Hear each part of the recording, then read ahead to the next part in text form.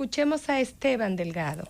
Gracias, Susana. Gracias a los amables compañeros aquí presentes, a los amables oyentes de la Z101, el gobierno de la tarde. Tengo en mis manos el proyecto de resolución del Ministerio de Trabajo que busca regular la contratación de los trabajadores domésticos en la República Dominicana para adaptarlo a lo que establece o interpreta el Ministerio de Trabajo que establece el convenio 189 de la Organización Internacional del Trabajo. Esta resolución, bueno, finalmente me la entregaron, no sé si ya la colgó en su portal de internet del Ministerio de Trabajo, porque hasta el lunes no la había colgado, pero fui allá y entonces nos la suministraron personalmente. El ministro de Trabajo tuvo la gentileza de reunirse con algunos representantes de medios de comunicación para explicar algunas cosas. Ahora, contiene algunos aspectos interesantes el proyecto de resolución, pero también contiene otros aspectos que hasta cierto punto sobrepasan las propias atribuciones que establece el mismo Código de Trabajo en cuanto a la forma de contratación, que es el caso, por ejemplo, de la contratación escrita obligatoria. O sea, esta resolución está estableciendo que el contrato del empleador con una empleada doméstica, un empleado doméstico, tiene que ser un contrato firmado, certificado y registrado en la Dirección General de Trabajo, lo cual no exige de manera directa el Código de Trabajo, ni siquiera el Código de Trabajo. Pero aparte de eso, no se le exige de manera directa a los empleados actuales del sector formal de las empresas existentes. Usted consigue un empleo formal y usted va a la empresa donde usted trabaja. Algunas empresas te ponen a firmar un contrato, otras ni siquiera te ponen a firmar contrato. Simplemente tú vas, llenas la solicitud, a usted está nombrado a partir de tal fecha, ya usted llegó. Entonces esto establece un contrato firmado, certificado y depositado. Pero oigan bien, el contrato dice, la resolución dice que el contrato de trabajo doméstico deberá contener en su redacción los siguientes requisitos, a saber, requisitos que tampoco se le piden a un empleado formal de una empresa formal como unidad económica normal. Y aquí sí se le está reclamando a una madre de familia, de una casa de familia, que es dueña de una casa o vive alquilada en un apartamento, que tiene que hacer esto para contratar a un empleado doméstico. El nombre y los apellidos del empleador y el trabajador. Las direcciones de ambas partes, así como los números de cédula y de identidad electoral. La dirección del lugar donde se va a trabajar, la fecha de inicio del contrato de trabajo, los tipos de trabajo que se van a realizar, tiene que establecerse qué tipo de trabajo se va a realizar en el trabajo doméstico, la remuneración, el método de cálculo de esta y las periodicidades de los pagos. La jornada de trabajo deberá estar adscrita en el contrato. Las vacaciones anuales pagadas y los periodos de descanso diarios deben estar también establecidos en el contrato. El suministro de alimentos, alojamientos y todo lo que proceda en caso de que sea condormida. Las condiciones de repatriación cuando aplique, eso es para las trabajadoras, vamos a decir, las trabajadoras haitianas principalmente.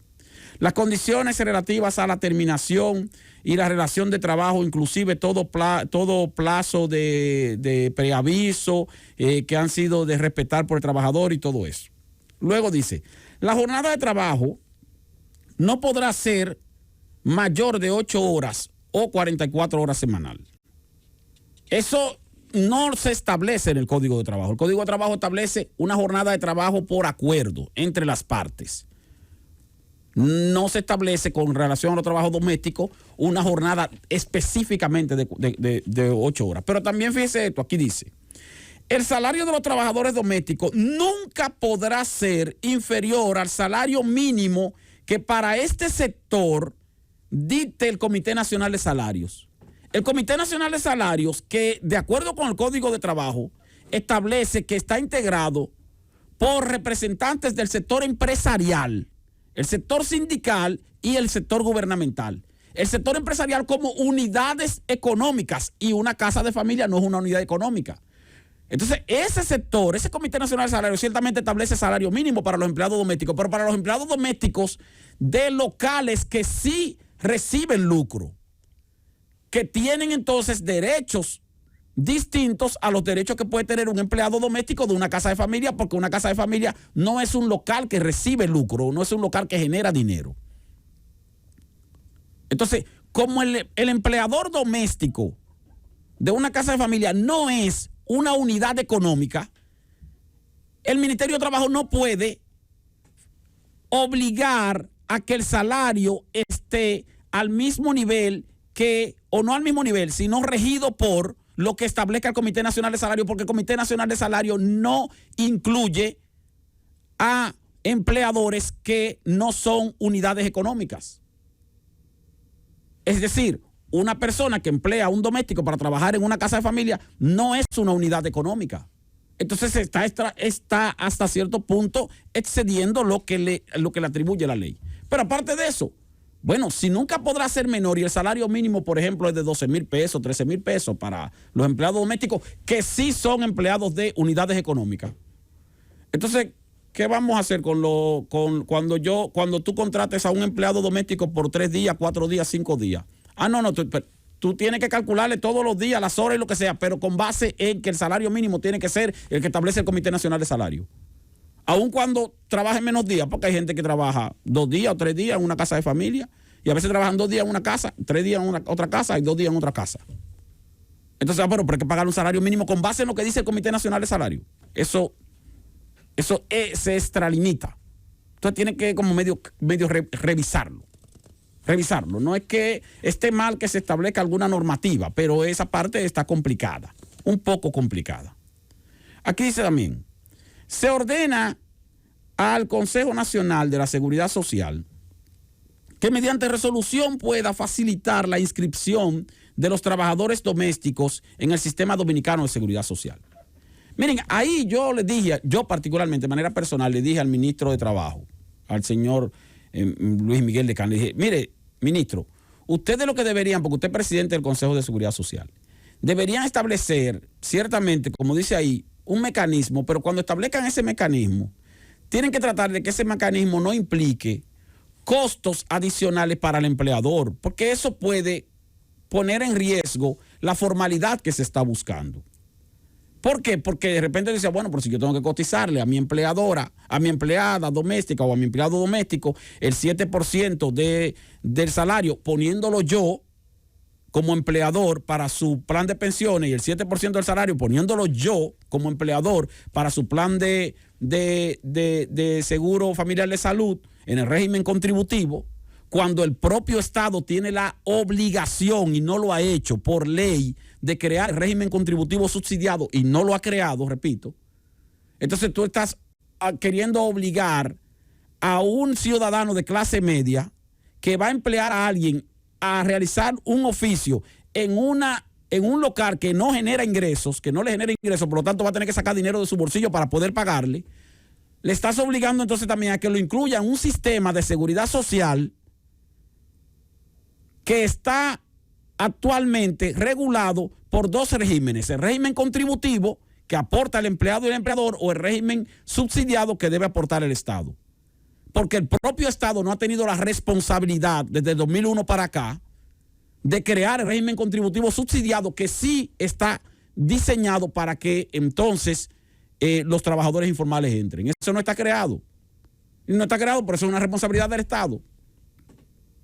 Entonces yo le dije al ministro, lo que debería hacer usted en esa resolución es establecer que todo empleado doméstico de un local que no reciba lucro, es decir, de una casa de familia, sea reportado al Consejo de Seguridad Social y que automáticamente el Estado se haga responsable de inscribirlo en el régimen subsidiado del Seguro Nacional de Salud de SENASA.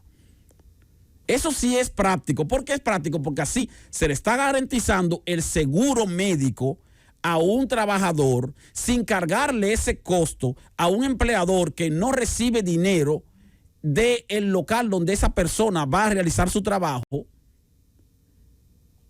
y que al mismo tiempo no le va a implicar costos extraordinarios al Estado, porque el Estado como tal tiene una política de inscripción de asegurados al régimen subsidiado. De hecho, se entiende que hay como 4 millones de personas en régimen subsidiado. No dudo yo entonces que la mayoría de empleadas de casa de familia ya estén inscritas al seguro, al régimen subsidiado del Seguro Nacional de Salud, del SENASA. Pero si no lo están, que la propia resolución establezca que una vez inscritos, automáticamente entren ahí, para no darle vida a las ARS, Porque entonces ahora, yo imagino que la ARS ahora va a estar haciendo fila diciendo, señores, van a entrar 200 y pico de miles de empleadas domésticas que van a entrar al régimen contributivo y eso es vida para nosotros.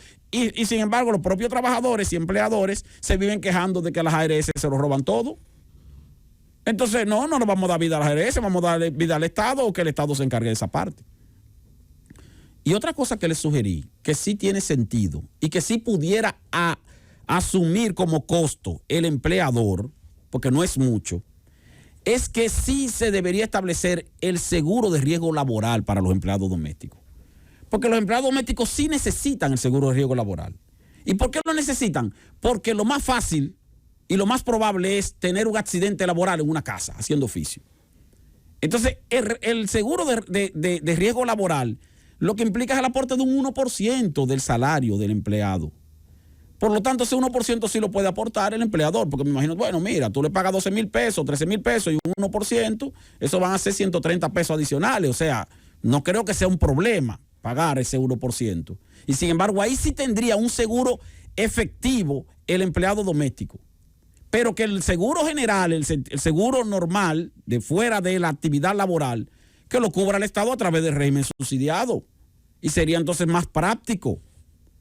Porque si no, se corre el riesgo de que en vez de fomentar la formalidad, se fomente la informalidad para no cumplir con todos esos requisitos. ¿Qué te dijo el del preaviso? Entonces, no, sobre el preaviso está establecido también en el proyecto de resolución. Sin embargo, el preaviso también solamente debería aplicar para unidades económicas o empleados de unidades económicas. Pero está establecido, lo incluyeron ahí, bueno.